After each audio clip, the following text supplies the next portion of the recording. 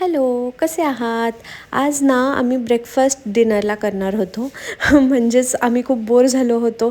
So dosa आणि सांबार खायचा plan होता रात्रीच्या जेवणाला. आणि या भाज्या अशाही जात नाहीत आमच्या पोटात. म्हटलं चला सांबार बनवून त्याच्यात सगळ्या व्हेजिटेबल्स ॲड करून टाकू, सो हेल्दी पण राहील थोडंफार.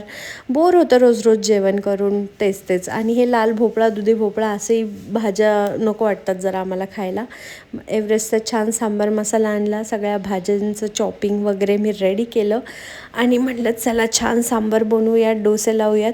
आणि मी आयडिया काय करते, जेव्हा डाळ शिजवायला लावते ना कुकरला तेव्हाच सगळे व्हेजिटेबल्स पण टाकून देते, कारण मला ना सांबार असं त्याच्यात ते फोडी फोडी आवडत नाहीत. मी छान भाज्या सगळ्या स्मॅश करते, मला ते थिक सांबार आवडतं आणि खूप टेस्टी लागतं ते. त्याच्यात मी छान डाळीचं पाणी वगैरे ॲड करते. हे बघा, हे उकळून सगळं शिजवून अशी डाळीची कन्सिस्टन्सी आहे. छान फोडणी दिली मस्त, थोडा तिखट मसाला वगैरे ॲड केला, सांबार मसाला ॲड केला आणि माझं सांबार छान रेडी होतं. Bye bye.